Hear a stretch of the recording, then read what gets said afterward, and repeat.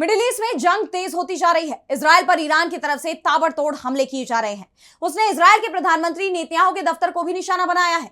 इस बीच खबर यह भी आ रही है कि ईरान के परमाणु ठिकानों पर बमबारी हुई है, जिससे न्यूक्लियर रेडिएशन के लीक होने का खतरा मंडराने लगा है। इस पर आईएईए का भी बयान सामने आया है, जिसके बाद ये जंग खतरनाक मोड़ लेती हुई नजर आ रही है। तो क्या है मिडिल ईस्ट में मौजूदा हालात, आइए देखते हैं इस रिपोर्ट में। ईरान ने इजराइल और अमेरिका से अपने सर्वोच्च नेता अयतुल्ला अली खामनेई की मौत का बदला लेने की कसम खाई है और अब वो इस पर आमादा नजर आ रहा है।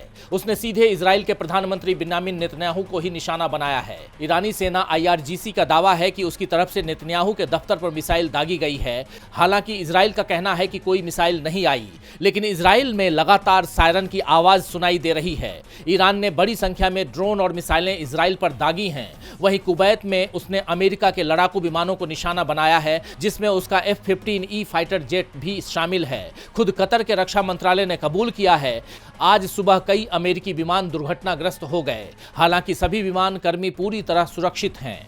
इसे लेकर अमेरिका का कहना है कि उनके 3 फाइटर जेट गिराए गए हैं और हमला कुवैत के ही एयर डिफेंस सिस्टम ने दुश्मन के विमान समझकर किया था।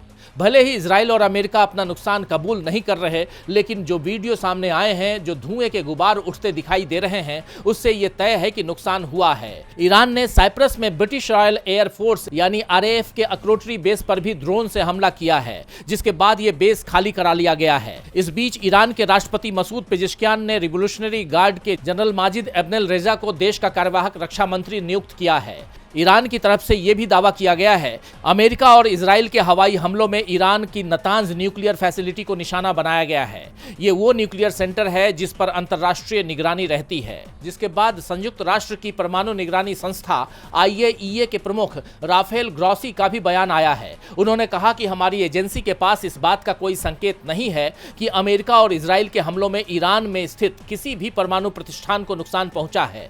उन्होंने ईरान के परमाणु कार्यक्रम को लेकर कूटनीतिक प्रक्रिया दोबारा शुरू करने की अपील की है। इस बीच अमेरिकी राष्ट्रपति डोनाल्ड ट्रंप ने ब्रिटिश PM कीर स्टारमर से नाराजगी जताई है। दरअसल ब्रिटिश PM ने अमेरिका को हिंद महासागर में मौजूद अपना मिलिट्री बेस डिएगो गार्सिया देने से इनकार कर दिया था, जिस पर ट्रंप भड़के हुए हैं।